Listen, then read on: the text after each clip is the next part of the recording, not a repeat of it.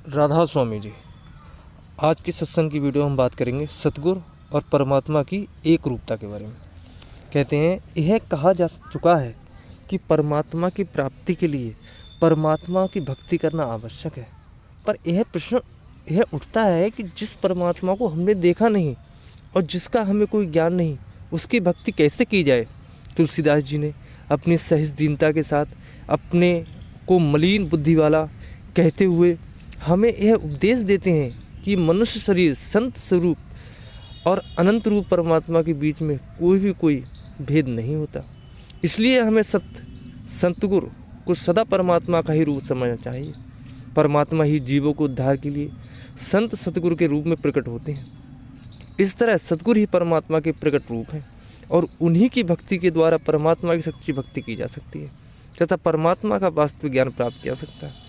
आज का सत्संग नाम भक्ति गोस्वामी तुलसीदास राधा स्वामी सत्संग व्यास की पुस्तक से लिया जा रहा है। सारे सत्संगी भाइयों से निवेदन है कि वीडियो को अंत तक सुनें और वीडियो पसंद आए तो चैनल को सब्सक्राइब करें, वीडियो को लाइक करें, अधिक से अधिक हमारी वीडियो शेयर करें और कमेंट करके बताएं कि उन्हें यह वीडियो कैसे लगी। अब आगे बढ़ते हैं। सतगुरु सच्चे परोपकारी होते हैं। वह मन, वचन और कर्म से कभी किसी का दिल नहीं दुखाते। संसार के अज्ञानी जीव कनक कामनी के मोह में उलझे रहते हैं, पर संत जन सोने को मिट्टी और कामनी को कांट या पत्थर जैसा समझते हैं। मन और इंद्रियां सदा उनके वश में रहती हैं। वह भजन पर अधिक जोर देते हैं तथा अपनी मधुर और शीतल वाणी द्वारा जीवों का उपदेश देकर जगाते हैं। जीवों को चिताने के लिए वह संसार में आते हैं। भक्तजनों को परमात्मा की कथा का ही आधार होता है। इसलिए परमात्मा की कथा सुनाने वाले संत और परमात्मा उन्हें एक समान प्रिय लगते हैं। गुरु रामदास जी ने भी इसी भाव को प्रकट किया है। कहते हैं, परमात्मा की महिमा तथा उसकी प्राप्ति का मार्ग वर्णन मेरे सच्चे मित्र गुरु ने सुनाया।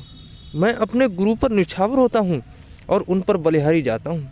तुलसीदास जी स्पष्ट रूप से कहते हैं कि परमात्मा रूप गुरु के समान कोई भी दूसरा नहीं है। गुरु को कृपा से ही भक्ति, पवित्रता और ज्ञान से निर्मलता आती है। रामचरितमानस के प्रारंभ में तुलसीदास जी ने अपने गुरु को कृपा का समुद्र और मनुष्य रूप में परमात्मा कहकर उनके चरण कमलों की वंदना की है। कहते हैं, बंदव गुरुपद कंज कृपा सिद्ध न रूप हर और माया मोह तम पुंज जस वचन रब कर निकर बस। और बताते हैं कि ऐसे परोपकारी और परमार्थी संत सतगुरु बिरले ही होते हैं।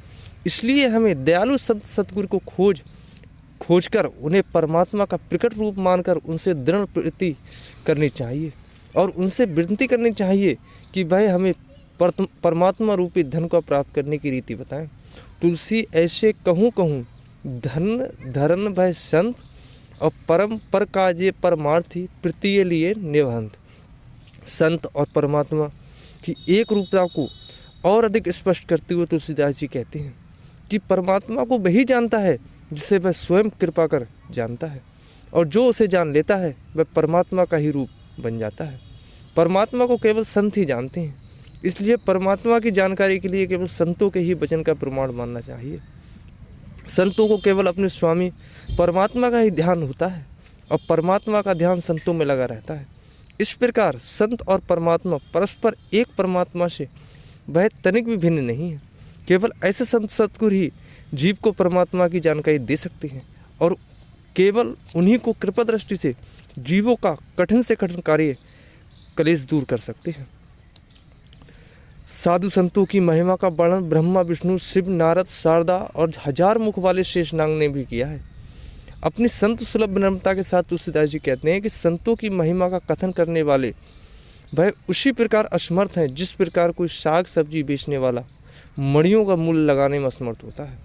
यदि समूची धरती कागज बन गई, समुद्र स्याही बन जाए, पेड़ों को कमल बना लिया जाए और स्वयं गणेश जी संत सतगुरु की महिमा को लिखें, तब भी अनंत परमात्मा रूप संत सतगुरु की महिमा लिखी नहीं जा सकती। तो आज के सत्संग की वीडियो यहाँ पर ही समाप्त हुई। सारे सत्संगी भाइयों से पुनः विनम्र निवेदन है कि वीडियो अगर अच्छी लगी हो तो वीडियो को लाइक करें, चैनल को सब्सक्राइब करें और अधिक से अधिक हमारी वीडियो शेयर करें। राधा स्वामी जी।